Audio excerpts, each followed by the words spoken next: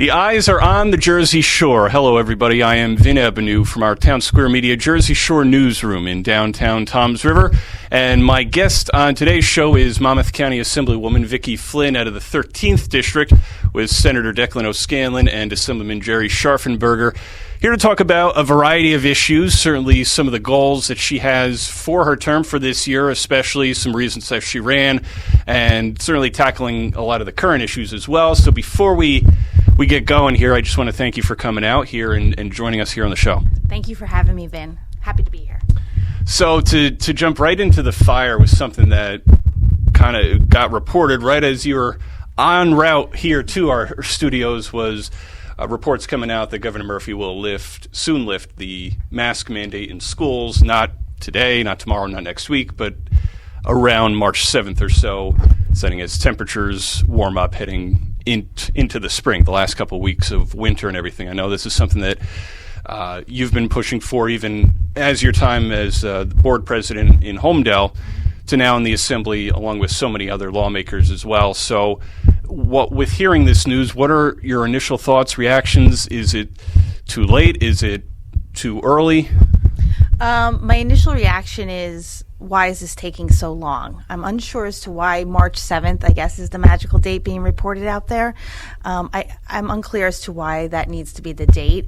I think, like everything else, Murphy has been quick to put restrictions on the people of this state, but is slow to ease those restrictions. So I guess that's consistent and expected.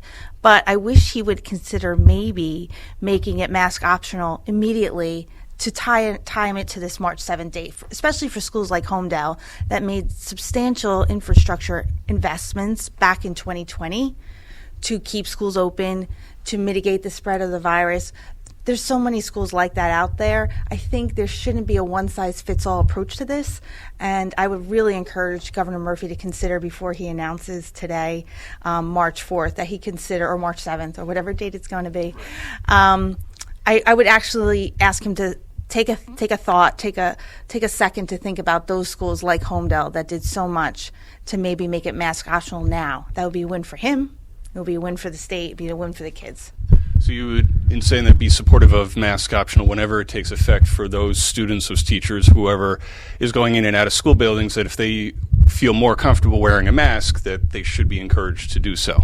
Yeah, I mean, I think, as a school board president, we would hear both sides of the argument. I felt in Monmouth County, and now as an Assemblywoman, we are hearing more so even people who might have been in favor of masks in the past, saying with everything that's been done, the vaccines, the numbers going down, the Omicron variant not being as severe as the other ones, I think everyone has really has looked at it and said, I think we need a change. We need these kids to be in a more normal environment. I really would prefer the conversation. That's going to one of the reasons I ran. I do think the public health emergency really is learning loss that students have encountered as a result of lockdowns, as a result of remote learning. I understand, remote learning in the beginning might have been an option. Well, first we had lockdowns, then we had the remote learning. But I really think we needed to be quicker to get kids back to a normal school environment. And so that's why I ran. And I will continue with my colleagues in the Assembly and the Senate to put pressure on the Murphy administration we really need to, as a state, start addressing that emergency. And that was going to be my follow-up as well. So even when the mask mandate is lifted in schools, what else needs to be done to make up for that, any loss of learning, or to make sure that students are getting the most with whatever grade they're in, whatever subject they're learning, and so forth, that it's as much as possible to try and get that in-person instruction and socialization in schools, and what needs to be done along those lines, do you think, to help ensure that health and safety are first as well? Right. I mean, I think at this point, not returning back to normal is more detrimental to the kids and their social and emotional learning. I mean, prior to the pandemic, that was the big talking point. What are we doing as a state to address the social emotional learning needs of our students? And many board members, I'm sure, have heard that. And, I know in Homedale, we invested significant dollars in each year's budget to enhance the social emotional concept in our buildings and for our students. We really need to double down on that now because there's been so much damage done due to this pandemic. I mean, think about the kids who were in grades K to 3 during this pandemic. Studies all show that if you don't know how to read by 3rd grade, the remediation required is tremendous to really get you to catch up. That's studies show that and I don't understand why we're not addressing that now. That needs to be the conversations. We need to get away from mask mandates, yes, no, maybe so, and we need to get talking about the real issues affecting our kids, and that's learning loss. In Homedale being opened, we're able to start measuring that. We've seen the learning loss despite the fact of being one of the first schools opened full-time to students all day. We have seen the learning loss. I can't imagine what's gone on throughout the state. Even the editorial board on the Star Ledger came out blasting the DOE for not addressing the learning loss and saying this is a big issue. And I think we need to take a step back. We can't be doing what we've done in the past. Is 185 days a school year the answer anymore? I don't know. These are real issues we really need to be talking about. So do you feel that the pandemic, not the virus itself, but the virtual learning and some of the other mandates that have taken effect for schools have sort of shined a light on addressing any deficiencies in K-12 schools with learning, with ensuring reading, math, science, making sure that kids are doing well on tests and exams and that the study is there? I think so. I mean, but the light right now is it's showing that there's a lot of work that needs to be done. And it's just not Homedale. It's everywhere. It's all over Monmouth County. It's all over the state. I have to tell you, Vin, that's why I wrote to Governor Murphy multiple times during my tenure as a Board of Ed president. I wrote to him first for graduation. When we were initially going through the pandemic, making sure kids got to graduate. It's an important rite of passage, and we ended up in Homedale being able to do something in July. Secondarily, though, was these issues with these lockdowns, virtual learning. We needed to get these kids back in the school in the most normal environment possible. As we ended the 2020-2021 school year, it was mask optional. In Homedale, we measured. For 9 straight weeks, we had no cases of COVID. So we ended on a positive note, and we were ready to go to school with mask optional again if we needed to in the fall. And instead, Murphy came in, and I'll never forget the date. It was August 8th, and he said, "Nope, I'm imposing a mask mandate again." And I wrote to him. I said, "Please come see what we're doing here in Homedale," because I think what we did worked. It helped to mitigate the spread of the pandemic and the virus. So I really encouraged him to come and see the work that we did in Homedale. And that was not only because I was trying to address the concerns of the Homedale students and the parents who wanted these kids back in the most normal environment possible, but I was thinking about all the schools that this state operates. Are they doing what we are doing in Homedale? Take the blueprints we had developed and apply it there so those kids could go back to school. And as you might recall, I'm pretty sure when the school year started again this year, those schools weren't back full time. There was a ton of closures going on. Even coming out of the Christmas holiday, some of these schools like Patterson weren't back full time. This is a problem, and in society, we're going to see the big problems because these kids didn't have a normal educational experience for the near future and far future. I guess I think it's a 10-year, 20-year problem, and we need to address it now so that we can nip it in the bud and start putting the state on the trajectory it needs to be. One more question on the school topic, and it's certainly to your experience on the Homedale board and with what you're doing now. Generally speaking, what do you want to try and address in the Assembly and work with other legislators about to hear out teachers, school administrators, whether it's school funding, whether it's enough supplies, enough materials, enough of what schools need to help students learn and grow and develop? What are some things that you experienced in Homedale, some things that you heard from outside of Homedale, from districts across Monmouth or across the state, of people working, school administrators, principals, teachers that say, hey, we need some more of this, where we need more help here to try and do what we need to do to help these students? So I've reached out already to all the school superintendents and principals in my district to really get that information for them so that I could share that with my fellow legislators. I mean, as an experienced board member, I do know it's not fun to hear that you're losing state aid at the last minute after you've already put together your budget.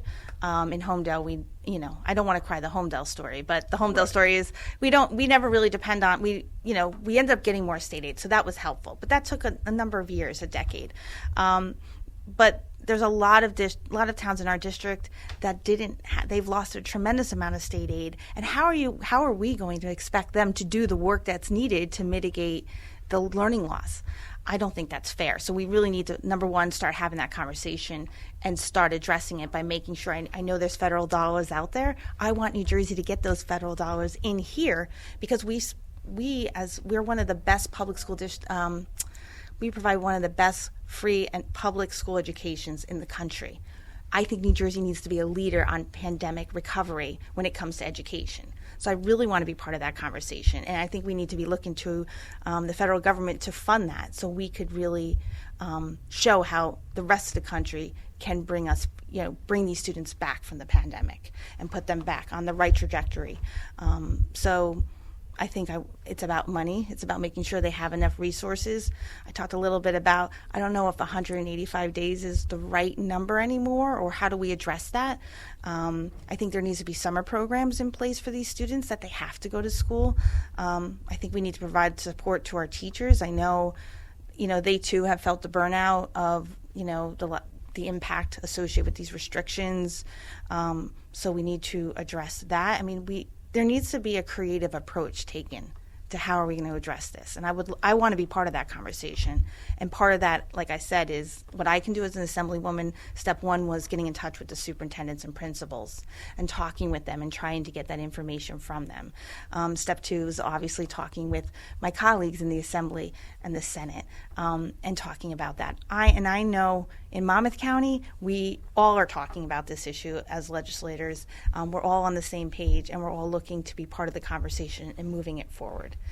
So one last thing, I hope the governor will be part of that conversation. And I've asked him many times, and I would love for him to be part of that conversation too, because I think we all want what's best for our kids. Sure. One of the other conversations that is ongoing and that will have to be had for quite some time because of has happened because with the pandemic and with various restrictions, mandates, the unemployment situation, the labor shortage and everything, and that's the business climate in New Jersey, the financial climate. I mean, there was already the issue of people moving out, businesses moving out, taxes going up. So it's a lot going on all at once here, and it's, I guess, somewhat reminiscent of what some people may have felt back in 2007 with what happened as well that year. So what would you like to see happen? What do you plan on addressing yourself with Assemblyman Scharfenberger and Senator O'Scanlan, with others in the legislature, to try and help out New Jersey restaurants, businesses, especially the small businesses on Main Street, and making sure that people can afford to live and to work in New Jersey? So it's a conversation that Jerry Declan and I have been having because the numbers aren't good. Small businesses have, we've lost like a third.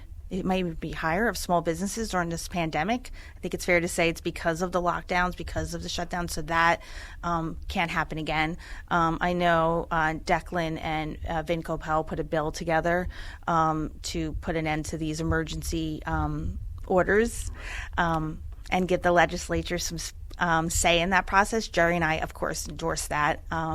We'll be happy to endorse that and be on the side of that legislation with Declan because the overuse of this emerging power has to stop.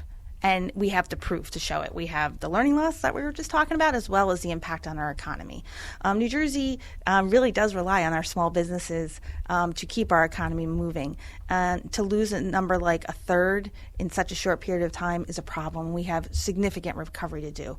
One of the things Jerry and I have talked about is sitting down, and we're going to be doing like a roundtable with local businesses to make sure that we're getting the ideas from them so that we can articulate them well in the assembly for them.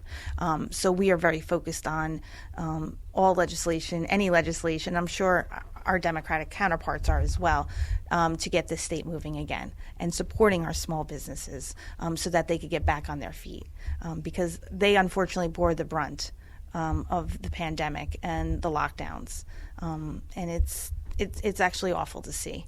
But hopefully that has to be our other focus. And I think my takeaway, so thinking of the word focus, I think we need to be focused in our legislation, in our leadership. Both the Republicans and the Democrats need to be very focused on what do we need to accomplish to get this state back. And it really comes down to the economy and the education. And if we could just remain focused on those two issues for some time, I think we can recover quicker. If we get distracted by not focusing on those two issues, then it's going to take a lot longer than it needs to be.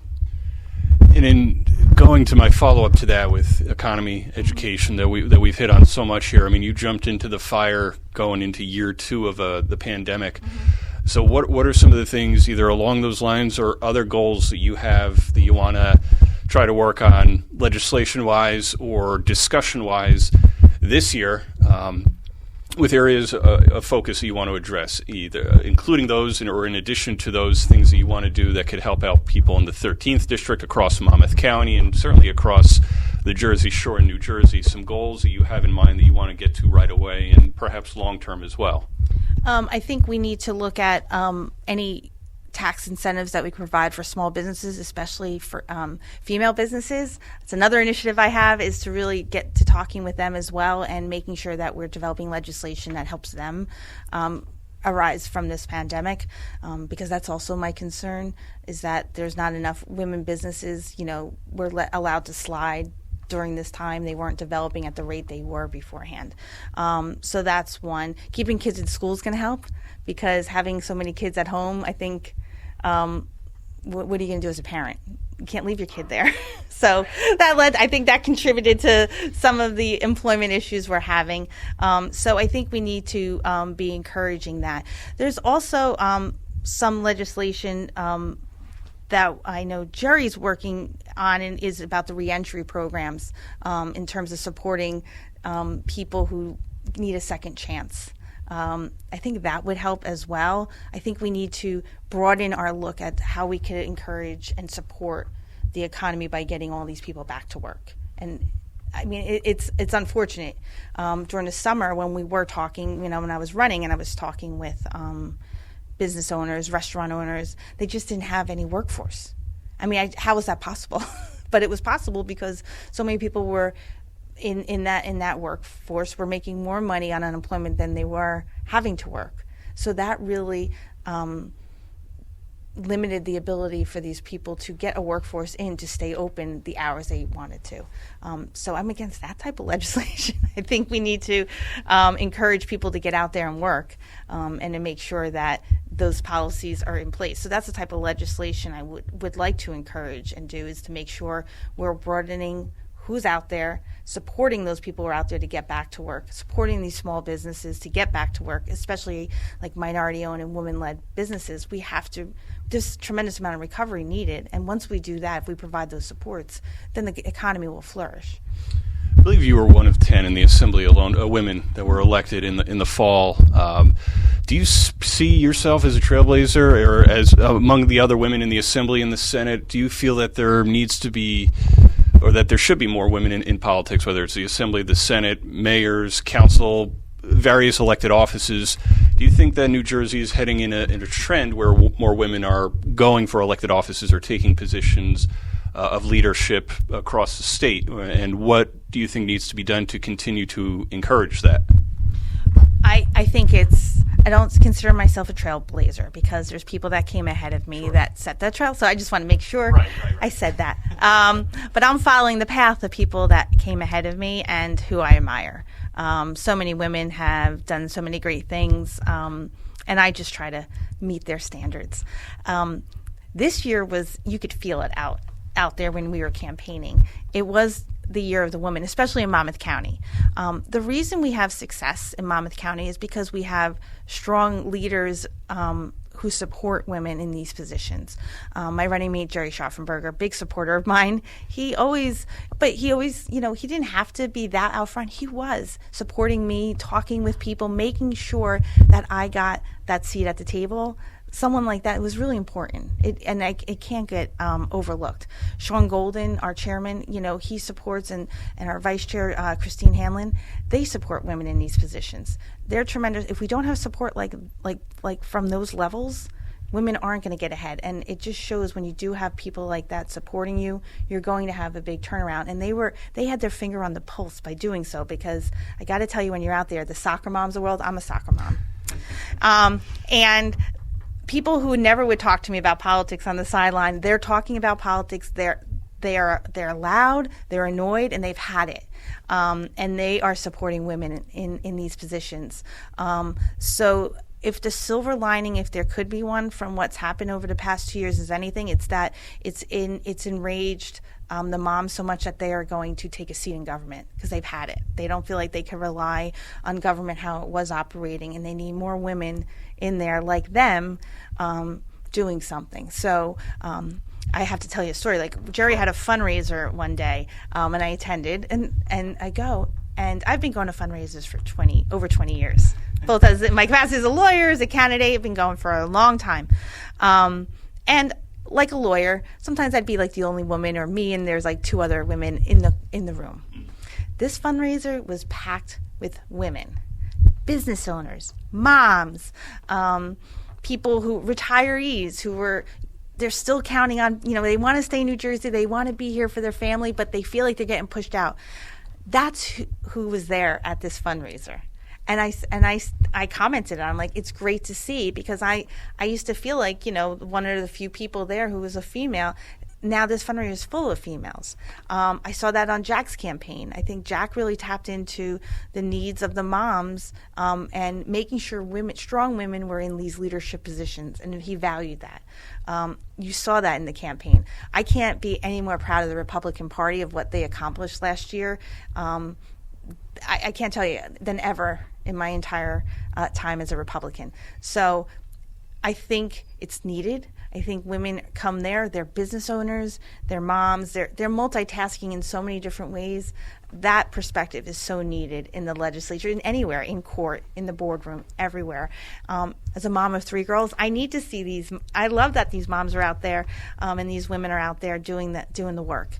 And saying you can do it. It's really important for women to see that. My mother was involved in politics, so I saw it. But that's, I think, the only reason, and that's the reason I think I was set on this path, because at such a young age, I had a mom who was so actively involved.